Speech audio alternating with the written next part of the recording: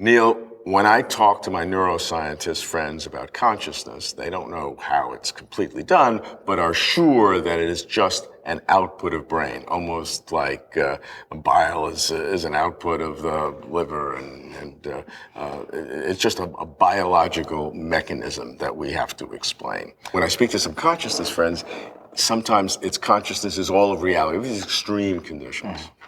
From your perspective, do you see consciousness as all pervasive in a panpsychic point of view, that consciousness pervades everything that exists? If you had asked me whether I believed a panpsychist position as opposed to an emergentist position about consciousness 2 years ago, I wouldn't have had an opinion. Now, I'm surprised to discover I do.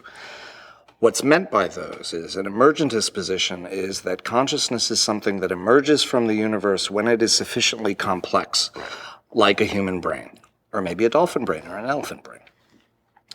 The panpsychist position is that consciousness is something that pervades the universe, side by side with matter energy, or a part of it, or maybe actually is the stuff out of which all of this arises.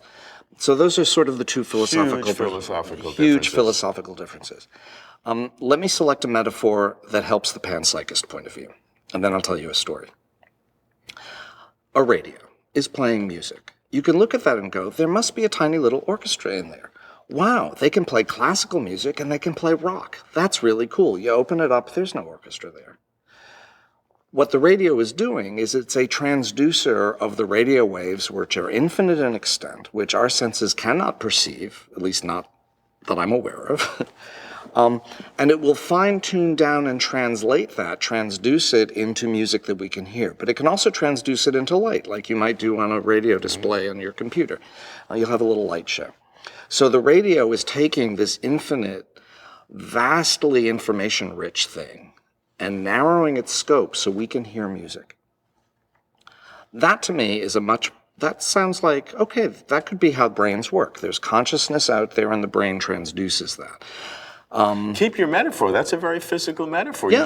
If you don't know about electromagnetic waves, then you think, oh, there's some mystery.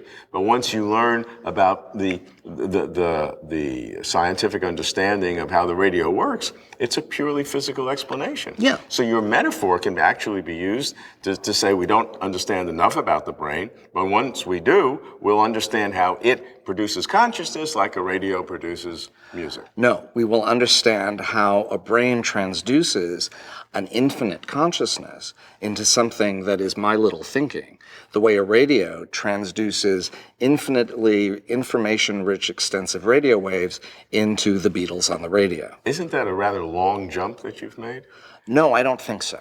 And I think it's a pretty apt one, actually. I mean, that's pretty cool. But this is what I've been playing with, and to me, it's kind of fun. This is the fun of science. It could be this, it could be that. Yeah. My mom has a little bit of dementia. She doesn't have much short-term memory, but she knows who everybody is. But not being able to remember things is kind of confusing. And last summer, she said to me, oh, I'm a little confused. And I said, is that a problem? And she said, no, not really. I'm still happy. I said, that's good. Tell me what the confusion is like. Because I thought maybe, when a radio, it gets old and you get static, that's not that it's broken and it's no longer transducing.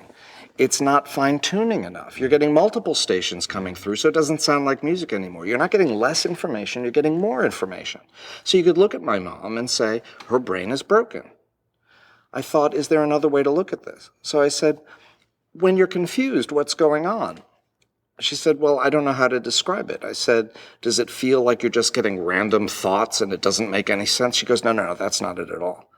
I said, does it feel like there are multiple stations coming through and you can't tune them, or you're never sure which station is going to come through? She said, that's exactly what it feels like. And I thought, oh, my mom's experience is an argument for panpsychism, and that the brain is transducing the extensive infinite consciousness into this. Is that what's going on? I don't know yet. But my mom's experience of her mind and her brain, which is dysfunctional, in fact mirrors the radio metaphor for panpsychism much better than it mirrors a brain that's producing mind and now is broken.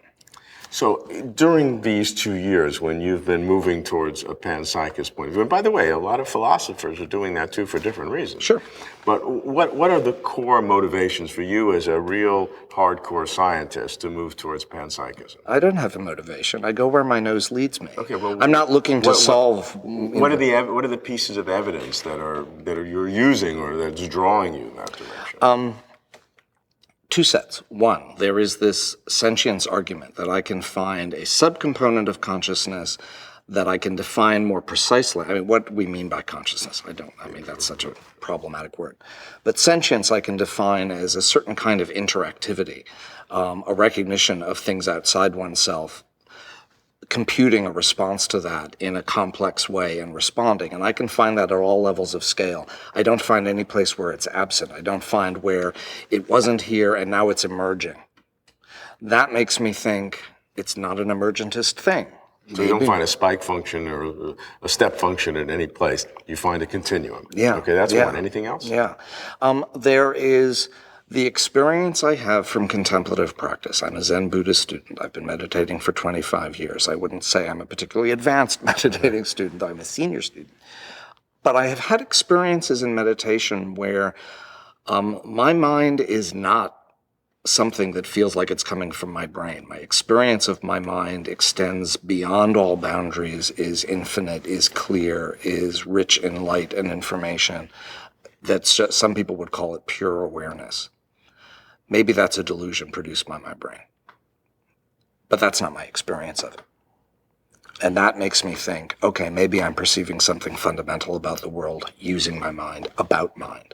So you have two separate things. You have a sense of a continuum of sentience all the way down, and your own contemplative experiences coming together, which draws you to panpsychism. Yes, which draws me to panpsychism.